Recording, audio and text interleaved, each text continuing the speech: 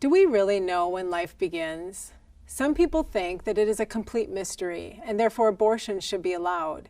They reason that a fetus is not a person, or is somehow not a real human being, or is just a potential life while in the mother's womb. But there are two problems with this kind of reasoning.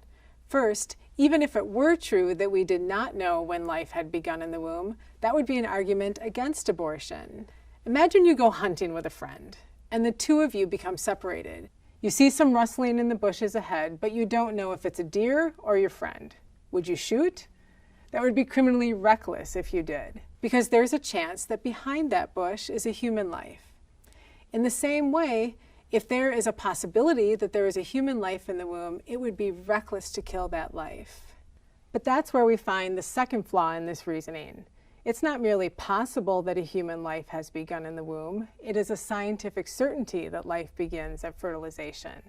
At the moment a sperm fuses with an egg, known as fertilization or conception, a new unique human being that is genetically distinct from both parents comes into existence. Gender, ethnicity, hair color, eye color, and countless other traits are determined at that moment. This genetic blueprint remains the same for his or her entire life. After conception, a developing baby grows at an extremely rapid pace, especially within the first trimester. The baby's heart begins to beat in the 6th week of pregnancy, which is only a little over 3 weeks from the moment of conception. A new study found that the first heartbeat may occur even sooner, as early as the 5th week, which is about the same time a mother discovers she is pregnant.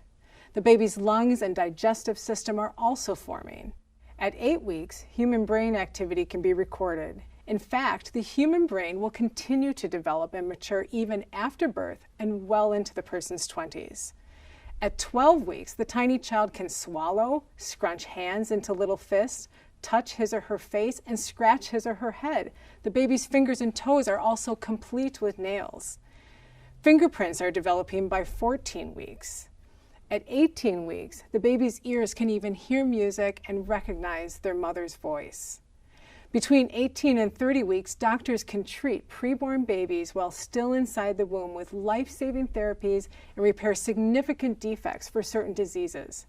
And at 22 weeks, or even sooner, it is possible for babies to be born and survive outside the womb. It is also a fact that preborn children exhibit behaviors that we do on a daily basis. They smile, feel pain, cough, yawn, hiccup, respond to sound and light, sleep, and possibly even dream.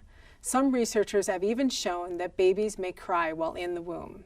So referring to the preborn child as a zygote, blastocyst, embryo, or fetus at different stages of development does nothing to lessen his or her humanity. Those are just ways of referring to age, no different from the terms infant, toddler, adolescent, or adult. It is also false for some to call the preborn child a parasite or consider him or her as nothing more than a blob-like sea cucumber. First, parasites are different in species from their host, and if a fetus were a parasite, then the mother's immune system would attack it. Instead, the mother's body undergoes dramatic changes to specifically provide nourishment and nutrients to her child.